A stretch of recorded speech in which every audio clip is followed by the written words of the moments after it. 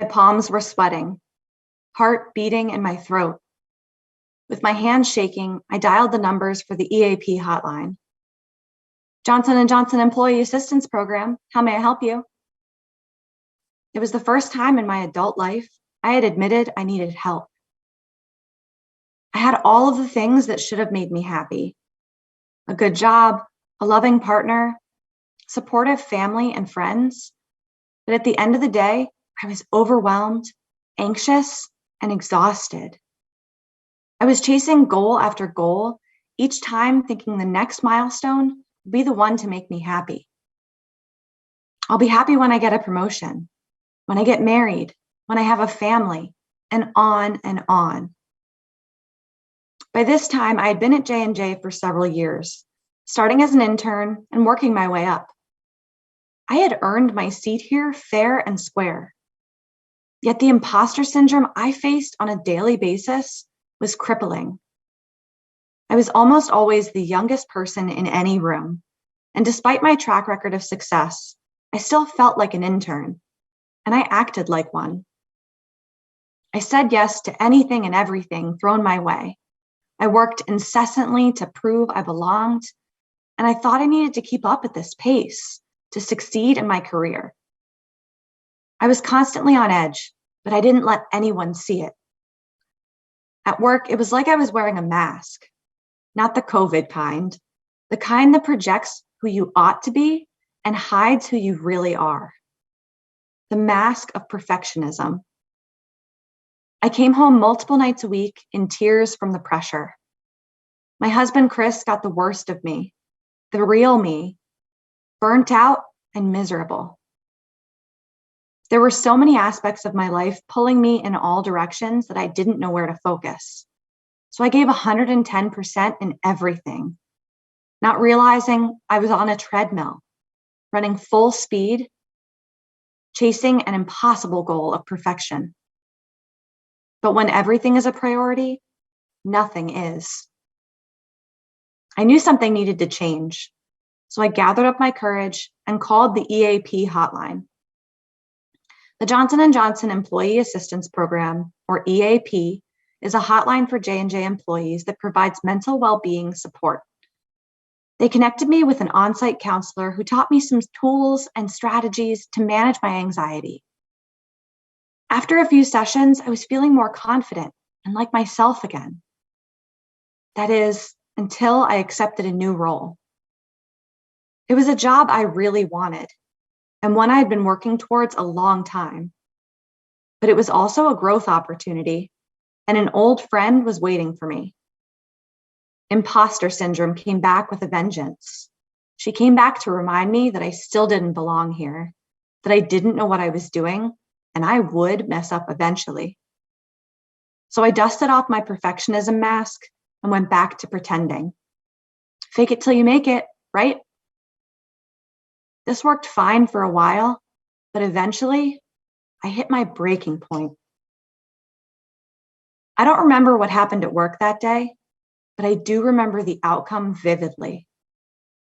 Usually, I waited until I got home to break down, but this particular day, I barely made it to the car before the tears started. And when I walked through the door of our apartment, I completely unraveled. Tears, mascara stains, snot, and all, I dragged myself to our bedroom where I flung myself face first into bed. I wasn't trying to be dramatic or get attention. In fact, I felt like a burden to Chris. He usually knew how to console me from a bad day, but this was like nothing he'd ever seen from me before. He didn't know what to do, and neither did I. I literally had nothing left, no fight or drive to continue pretending. I was finished. When I spoke to my therapist, she recommended I meet with a psychiatrist who might prescribe me something to get me over the hump of this new job. I work in neuroscience at one of the largest pharmaceutical companies in the world, so I know how transformational medication can be. I work every day to fight mental health stigma and to encourage patients to seek treatment. Yet I still felt shame for needing treatment for my own mental health. If I had been told I had cancer, my first question would have been what kind of treatment I could pursue. But mental health felt like a personality flaw, like I had failed in some way. I didn't know what to expect, and that scared me, but I was desperate for relief. So I made the appointment. In that psychiatrist's office for the first time, I heard the words, "It sounds like you have generalized anxiety disorder, and you probably have for a long time now." Silent tears flooded down my face, like a dam being opened up for the first time. Although I had always suspected it, receiving a formal diagnosis was a huge relief because it was an answer and the start of a solution and the help I knew I needed. She prescribed me a medication to help raise my threshold for stress. It was like a fog was lifted from my vision, and I could see problems and solutions more clearly. I know it can be scary, but I'm here to tell you nothing is more important than your mental health. It's okay to ask for help, even the pharmaceutical kind. The medication combined with the tools I learned in therapy helped me thrive at work and thrive at home. I felt like I had finally taken off the mask, bringing my authentic self to work and living fully aligned to my purpose. It also unknowingly prepared me for what was to come in 2020, a global pandemic that left the world more anxious than ever. After nearly 2 years of COVID-19, employee surveys are showing high levels of burnout. Burnout is an intense state of exhaustion brought on by prolonged periods of stress. The signs include irritability, aches and pains, and feeling cynical about our responsibilities. I know now this is what I experienced that day, lying face down in my bed. And the consequences can be serious. You can become resentful and may hurt the people you care about. Our performance at work may suffer, and our quality of life diminishes. The good news is we can learn to manage burnout or prevent it from happening in the first place. I want to share the tools that have helped me in the hopes that they will help you with the next challenging event in your life, be it as big as a pandemic or as small as a new job. The first thing I had to recognize was that many of the expectations I was trying so desperately to meet weren't coming from other people. They were coming from me. During one therapy session, I was complaining about rushing home to make dinner for my husband and I, when my therapist stopped me and said, "Why don't you ask Chris if this is important to him?" Both of my grandmothers had been stay-at-home moms and always had dinner on the table by 5 p.m. sharp. My mom was the first working mom in our family and always came home feeling rushed to get a meal together for us. But when I asked my husband, I learned that dinner was less rigid in his family, and he didn't hold this expectation of me. So I could let it go. My marriage didn't need to look like my parents' or anyone else's. I had been blaming other people for my problems when in reality, my anxiety was creating these unrealistic expectations. It's not them who need to change. It's you. Only you can change your expectations and your reality. And it starts with setting boundaries.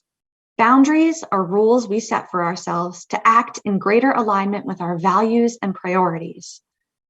In my case, I needed to protect myself from overworking so I could be a better partner at home.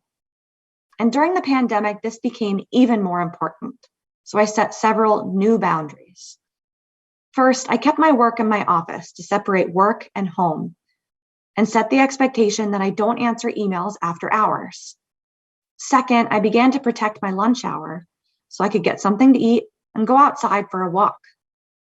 I often respond to lunch meetings by saying something like, "I try to protect my lunch hour. Could we do this another time?"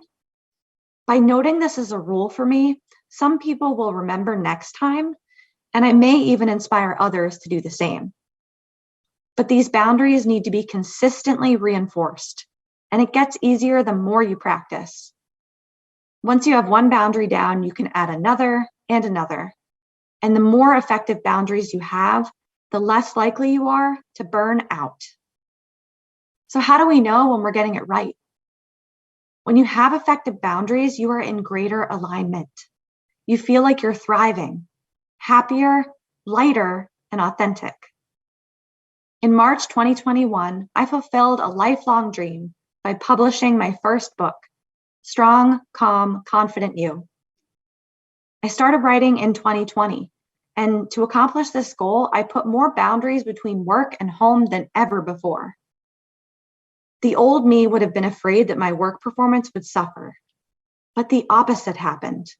I had to learn to work more efficiently, focus on the right things, and say no to things that weren't in alignment. And as a result, I got an exceeds on my performance review that year, and I wasn't burnt out. I hesitated to say this because I didn't want to come across as bragging, but I thought it was important to demonstrate that you don't need to burn out to be good at your job or to be a great partner, parent, or friend. So instead of trying to be everything to everyone, what is one boundary that you can put in place to put you in greater alignment with what matters most to you? It might look like logging off early to be home for dinner and bedtime with your kids, or limiting communication with people who drain you. Whatever it looks like for you, it's not about doing more. It's about focusing on the right things and doing them better. This has been a transformative lesson for me, and I hope it inspires you to prioritize yourself and take back control of your life. Thank you.